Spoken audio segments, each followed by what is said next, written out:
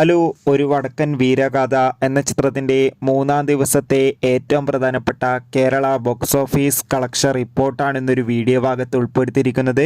വീഡിയോയിലേക്ക് മുൻപേ video like ചെയ്യുക, ചാനൽ സബ്സ്ക്രൈബ് ചെയ്യുക. ഫെബ്രുവരി മാസം ഇനി അങ്ങോട്ട് ധാരാളം ചിത്രങ്ങൾ OTT റിലീസ് ചെയ്യും. നമ്മുടെ ചാനൽ ഭാഗം പരിശോധിച്ചാൽ നിങ്ങൾക്ക് ആ വീഡിയോയ്ക്ക് കാണാൻ വേണ്ടി സാധിക്കുന്നതായിരിക്കും.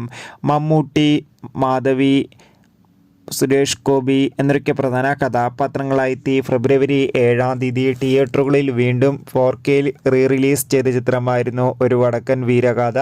ഏവരുമേറെ ആകാംക്ഷയോടെയാണ് ഒരു വടക്കൻ വീരഗാഥ എന്ന ചിത്രത്തിൻ്റെ ഓരോ അപ്ഡേഷനും അറിയാൻ വേണ്ടി കാത്തിരുന്നത്. ഫൈനലി ചിത്രത്തിൻ്റെ ഏറ്റവും പ്രധാനപ്പെട്ട അപ്ഡേഷനൊക്കെ ഇപ്പോൾ പുറത്തുവന്നിരിക്കുകയാണ്. ചിത്രത്തിന് ഇന്ന് മൂന്നാം ദിവസമായ ഞായറാഴ്ച കേരളത്തിൽ അത്യാവശ്യം മികച്ചൊരു ബുക്കിംഗാണ് നടക്കുന്നത്.